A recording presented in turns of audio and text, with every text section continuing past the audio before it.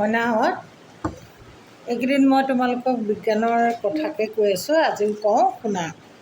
এতিয়া বিজ্ঞানৰ অৱদান আশীৰ্বাদ নে অভিশাপ, এই বিষয়ে লৈ সদায় চৰ্চা হৈ আছে।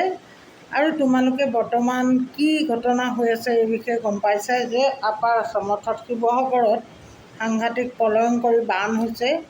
বহুত পৰিয়াল, বহুত মানুহ নাপাত্তা হৈছে, পানীৰ সোঁতে উটাই কলৈ লৈ গ'ল বিচাৰিয়ে পোৱা নাই। অতি দুৰ্ভাগ্যজনক, অতি দুখদায়ক এটা ঘটনা ঘটি আছে শিৱসাগৰত। এয়া বিজ্ঞানৰে ফল বুলিও ক'ব পাৰি, কাৰণ বান্ধ ভাঙি অহা, নাগালেণ্ডৰ পৰা বান্ধ ভাঙি অহা পানীৰ ঢলেহে আচলতে মানুহখিনিক এনেকুৱা কৰিছে। গতিকে ইও এটা বিজ্ঞানৰ অভিশাপ বুলি ক'ব পাৰি।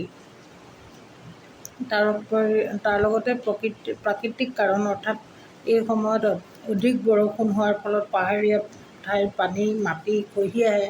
সেই পানীয়ে কি কৰে, ঠাইবিলাক আমাৰ অসমৰ সমতল জেগাখিনি খাই পেলায়। এইটো এটা দুখজনক খবৰ।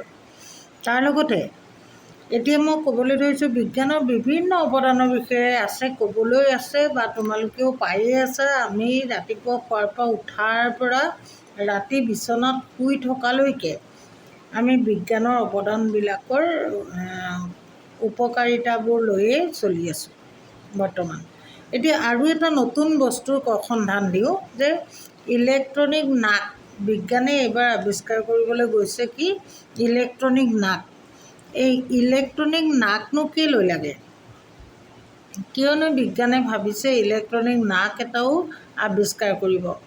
ইয়াৰ মূল কাৰণ হৈছে যে আমাৰ যিটো নাক, স্বাভাৱিক নাক ঈশ্বৰে দিছে, ইয়াৰ যি ক্ষমতা, সেই ক্ষমতাতকৈ অধিক ক্ষমতা সম্পন্ন নাক কোনে আৱিষ্কাৰ কৰিব? এইবাৰ বিজ্ঞানে আৱিষ্কাৰ কৰিব।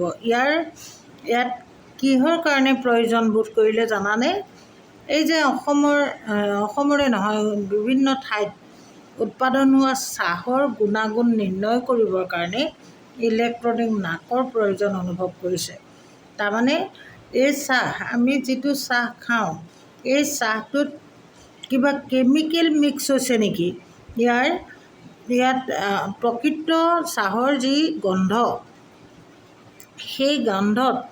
সেই গন্ধৰ শুদ্ধ নিৰ্ণয় কৰিবৰ কাৰণে ইলেক্ট্ৰনিক নাকৰ চিন্তা কৰিছে বিজ্ঞান সমাজে। কাৰণটো হ'ল যে আমাৰ চাহবিলাকৰ কি হয়, নিলাম বজাৰ হয়। এই নিলামত কি হয়, যদি একেবাৰে শুদ্ধ যি গুণাৱলী, যিটো চাহৰ যি গুণাগুণ, সেই গুণাগুণত বিজ্ঞানসন্মত মতদানত ব্যৰ্থ হৈছে। সেই চাহৰ যি গুণাগুণ, তাৰ বিজ্ঞানসন্মত যিটো মতদান, তাত ব্যৰ্থ হৈছে। চাহৰ নিলাম বজাৰত বাজি লগাই চাহ পৰীক্ষকে উচিত সিদ্ধান্ত দিব নোৱাৰাৰ কাৰণেই ইয়াৰ আঁৰত আকৌ দালালি আৰু দুৰ্নীতিয়ে গা কৰি উঠাত বিজ্ঞান প্ৰযুক্তিয়ে নতুন কৌশলৰ কথা চিন্তা কৰিবলগীয়া হৈছে। আৰু মানুহৰ নাকৰ ওপৰত সেয়েহে নিলাম বজাৰ গ্ৰাহকৰূপী বিভিন্ন বিদেশী সংস্থাবোৰৰ সন্দেহ বাঢ়ি গৈছে। সেয়েহে ব্ৰিটিছৰ দিনৰে পৰা পুৰণি প্ৰথাৰে চাহৰ গুণাগুণ পৰীক্ষা চলি থকাৰ বাবেই বিশ্বৰ বজাৰত ভাৰতীয় চাহৰ সমাদৰ নিম্নগামী হৈছে। বিশ্বত বৰ্তমান বহু চৰ্চিত তথা জনপ্ৰিয়তা অৰ্জন কৰা ইলেক্ট্ৰনিক নাকৰ ওপৰত চাহৰ কৰ্তাসকলে চকু পৰিছে।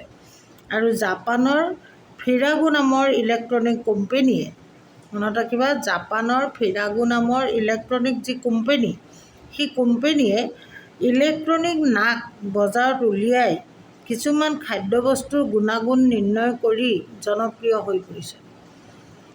ভাৰতীয় প্ৰযুক্তি প্ৰতিষ্ঠান খড়গপুৰেও ইলেক্ট্ৰনিক নাক উলিয়াই পৰীক্ষামূলকভাৱে মাছৰ গোন্ধ জুখি মাছৰ গুণাগুণ নিৰ্ণয় কৰিবলৈ সমৰ্থ হৈছে।